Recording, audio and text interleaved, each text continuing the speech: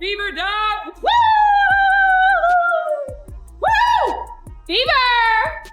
Good dub. Ugly, but we found a way to win. Here's a revenge stat that will give you chills after getting outer bounded and outmuscled by the Atlanta Dream during a close loss on May 20th at Gainbridge Fieldhouse. Caitlin Clark and the Indiana Fever completely flipped the script 2 days later. They outscored the Dream 46-20 in the paint and held Brittney Griner to just 5 points before she fouled out during their rematch on May 22nd. Hey, Steph. This question is for you. I just wanted to talk about what you saw out of your team that was different from Tuesday. Obviously, it's a quick turn, but how did you feel like your adjustments paid off on the court? I felt like our defensive energy, physicality, disruptiveness was better. We made it more difficult for them, moving the ball around the perimeter. We executed better in our ball screen defense. Felt like we had each other's back a little bit more. The same team that narrowly lost at home came to Atlanta and dominated in the most satisfying way possible. This kind of quick turnaround and adjustment shows exactly why this Fever team is ready for championship runs. Stick around, because we'll also break down the spicy scuffle between Clark and an Atlanta Dream player, and what shocking words were exchanged with each other. What did this win reveal about Clark's ability to lead a team with multiple all-stars and options at any given night? Comment fired up for the Fever down below to show how proud you are of the win. Let's go. One thing this Indiana Fever team has shown us they will do this year, it's not quit on the game. The Indiana Fever down early, come back, take the lead. Down late, come back, take the lead. The only difference between tonight's outcome and Tuesday's outcome is a letter. The loss wasn't just any regular season defeat. It showed every weakness the Fever had been trying to hide. Atlanta dominated them in ways that should have been impossible on their own floor. The Dream outer-bounded Indiana and outmuscled them in the paint. They made it look easy. Brittney Griner did exactly what everyone expected her to do against Indiana's smaller lineup. She scored at will with 21 points, while the Fever had no real answer for her size and strength. Ryan Howard dropped 20 points, picking apart Indiana's defense from every angle. The Dream shot 25 of 32 from the free throw line, while the Fever managed just 16 of 26, with some crucial missed free throws costing them the game. Yes, this stinks. We want to win this game. But, I think this is great for our team. A little adversity. How are we going to respond? How are we going to come in here tomorrow morning and watch the film and learn and get on the court and get better? And like I said, that's why this league is so great. You have a couple days and then you get right back to it. You find a way to respond. We have a chance to go there and play them, actually. So it's even better, I guess. We can, get a little redemption if we go down there and play well. The loss wasn't just any regular season defeat. It showed every weakness the Fever had been trying to hide. Atlanta dominated them in ways that should have been impossible on their own floor. The Dream outer-bounded Indiana and outmuscled them in the paint. They made it look easy. Brittney Griner did exactly what everyone expected her to do against Indiana's smaller lineup. She scored at will with 21 points, while the Fever had no real answer for her size and strength. Ryan Howard dropped 20 points, picking apart Indiana's defense from every angle. The Dream shot 25 of 32 from the free throw line, while the Fever managed just 16 of 26, with some crucial missed free throws costing them the game. They shot 32 free throws. It's a lot of free throws. Going to be difficult to win a lot of games when we foul people that much and put them at the line that much. It's tough. They made 25 out of 32. We still went to the line 26 times, missed 10. So that's the game really right there. It obviously doesn't come down to that, but it's just a little thing. But here's what most people missed about that loss. The Fever weren't just losing, they were studying. Coach Stephanie White admitted after the game, "I don't feel like we match up well with them." She saw the Dream's Olympians, their perimeter skills, their size, and their experience. But White and her staff were already planning something different. Fight, the toughness that we showed, our ability to stay together. Our bench was really engaged in every timeout and in every huddle. We were all engaged. Here's something that would have terrified Fever fans just months ago. Caitlin Clark went 0 for 5 from three-point range. She shot just 4 of 11 from the field. Overall, her 11 points were well below her usual standards for the first time since January 13, 2022. Clark had a game without a single three-pointer. Made this mark the first time since her sophomore year at Iowa that she failed to hit from beyond the arc. Tuesday, we couldn't seal the deal. We lost it at the free throw line. Tonight, we sealed the deal. Tonight, we took the lead late in the fourth after being down 75-71 with 3 minutes left. We take the lead and we don't look back. The Indiana Fever leave the ATL with an 81-76 victory, and this game was pretty. Man, this game was pretty ugly. Here's something that would have terrified Fever fans. Just months ago, Caitlin Clark went 0 for 5 from three-point range. She shot just 4 of 11 from the field. Overall, her 11 points were well below her usual standards for the first time since January 13, 2022. Clark had a game without a single three-pointer made. This marked the first time since her sophomore year at Iowa that she failed to hit from beyond the arc. Win for the Indiana Fever against the Atlanta Dream. Good teams win ugly.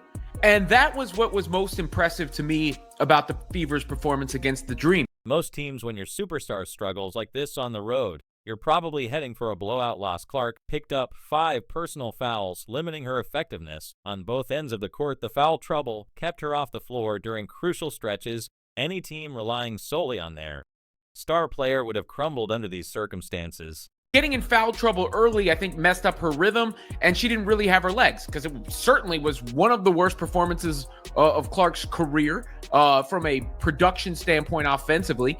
First time in her career she didn't hit a 3. So nothing to write home about from Cece. But that's okay, right? Even when, that's happening, game's on the line, she's got the basketball. She's got the basketball, manipulates the defense, gets it to AB, who puts it away. But this is where the 2025 Fever showed they had evolved into something completely different than anyone expected. Natasha Howard stepped up with a game-high 26 points on incredible 12 of 17 shooting. Shout out to Natasha Howard, I will say. You didn't have a good game last game. You bounced back today. If I'm the Atlanta Dream coach, I'm going into tonight with a game plan. Folks, make Natasha Howard beat us.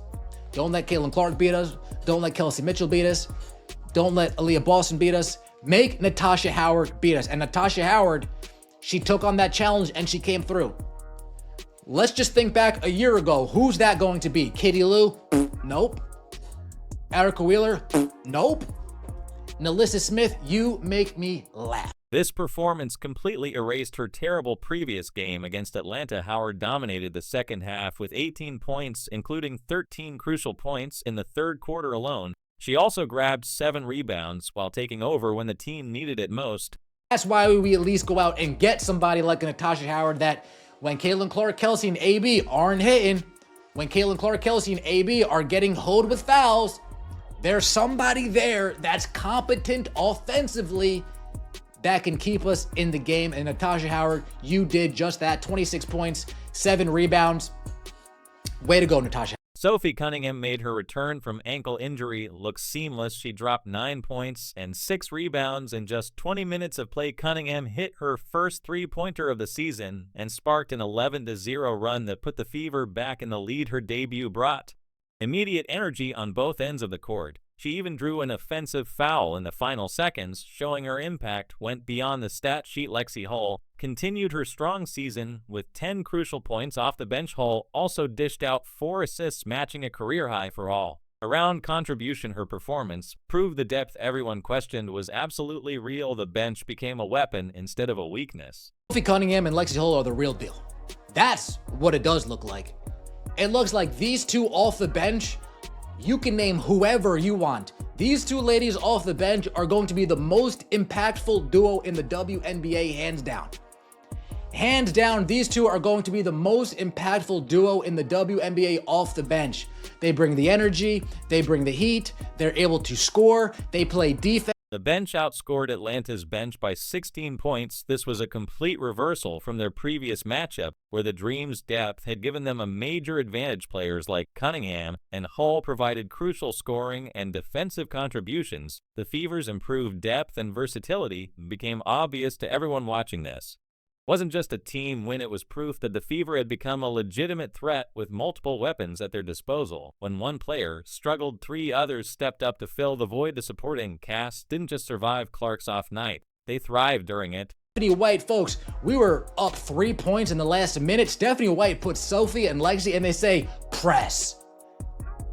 In the last minute, Stephanie White says, Sophie, Lexi, press. Don't make it easy on them. Don't let them get into their offense. We got to hassle them. We got to haggle them. We got to get on them. We need to force them to make decisions before they want to. And Sophie and Lexi did just that. Those two, great job. Clark's struggles actually revealed something more important than any individual performance. This team could win championships. Championship teams need multiple players who can take over games. They need depth that can handle adversity. They need role players who become stars when the moment demands it. The Fever proved they had all of these qualities in one road game against a quality opponent. Brittney Griner came into this game expecting to do what she always does to smaller teams, completely dominate the paint at 6'9", and Griner should have been the most unstoppable force on the court. She had already proven her effectiveness against Indiana. In their first meeting, everyone knew Atlanta would feed her the ball early and often. Toughness on display. Fighting through it. It ain't always going to go your way. And then, like I said, some of the new players. I think Natasha Howard was excellent in this game. She was excellent in this game, and there were some connections between her and Clark. Then there was Sophie Cunningham, who was also back for the first time, who's just an excellent all-around basketball player, and you could see it here. Clark with the get-ahead to Cunningham in the finish. I mean, Cece's just such a gifted passer. The Fever had no traditional center who could match her size. Coach Stephanie White acknowledged the matchup challenges her team faced against the Dream, particularly due to Atlanta's size advantage with players like Griner and Brianna Jones. White emphasized the need for the Fever to use their versatility and depth to combat the Dream size. This strategic adjustment became crucial for the rematch, but something strange started happening. Every time Griner touched the ball, Indiana players were swarming her from every angle. The Fever's defensive strategy was pure chaos theory. They sent help from positions that made no basketball sense. Players rotated constantly. Double teams came from unexpected spots. Damaris Dantas, 17 minutes. Yeah, 1 for 5. Stephanie White, again, to her credit.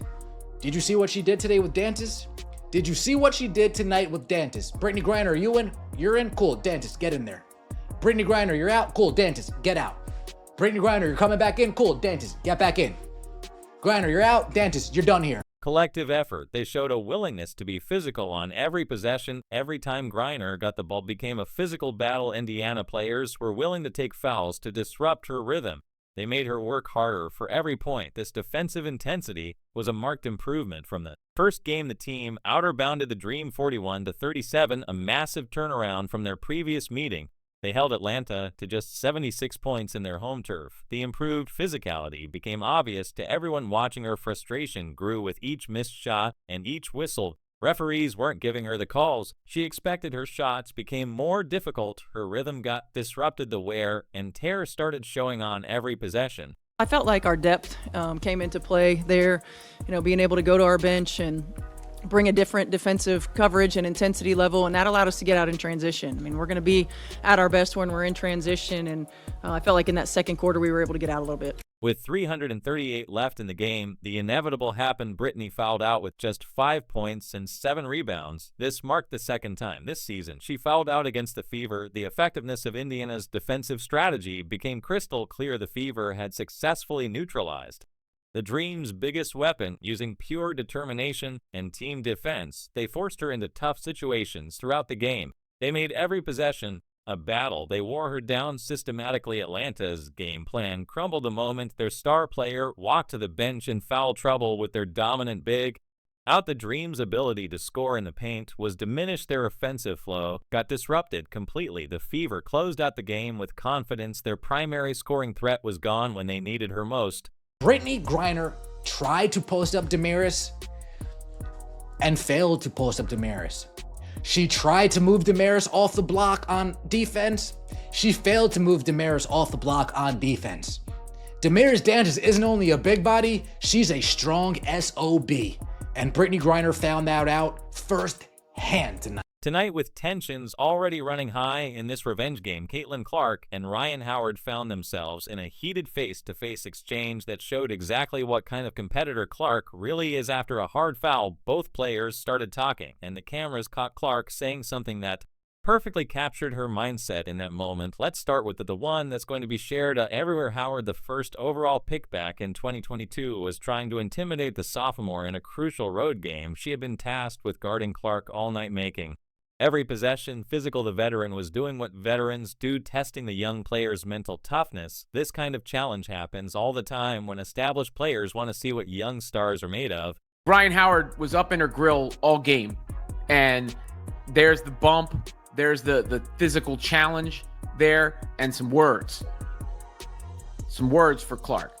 But if you could see, Clark has some words back, and those words, if you lip read appropriately, or it seems like from the lip readers out there, were, "I'm not afraid of you. I'm not afraid of you. I'm not scared of you. I'm sorry." Wasn't just trash talk, it was a declaration that the Fever's young core wouldn't be pushed around anymore. Clark's response sent a message to her teammates that they belonged on this stage. She showed them how to handle pressure from veteran players who were trying to intimidate them. The crowd at State Farm Arena got louder after the exchange. The game got more physical on both ends. Both teams started playing with playoff intensity. The emotional fire from that moment spread to every player on the court. The atmosphere became electric. "I'm not scared of you." With that, and that's competing. That's good basketball. That's fine. Howard wanted the challenge. I loved it. I love that. You just can't let, people play Clark like they're bumping her at the line of scrimmage and not call a foul. You got to call those fouls. Get them in foul. Wasn't just trash talk, it was a declaration that the Fever's young core wouldn't be pushed around anymore. Clark's response sent a message to her teammates that they belonged on this stage. She showed them how to handle pressure from veteran players who were trying to intimidate them. The crowd at State Farm Arena got louder after the exchange. The game got more physical on both ends. Both teams started playing with playoff intensity. The emotional fire from that moment spread to every player on the court. The atmosphere became electric. Overall, it was the response from the Fever that impressed me the most to come away with this win. I said the last game was an impressive loss because things didn't go right and they were almost there and they came back. And this is sort of the, same side of that coin. Clark's willingness to stand up to Howard showed her teammates that she was ready to fight for every possession. She demonstrated the kind of leadership that championship teams need. Even veteran players like Natasha Howard responded to Clark's energy. The entire team elevated their play after watching their star refused to be intimidated. Even on a night when her shots weren't falling, Clark was still finding ways to impact, winning through leadership and toughness. She went 0 for 5 from three-point range and scored just 11 points, but her willingness to stand up to Howard proved that her impact went far beyond statistics. She was showing championship mentality.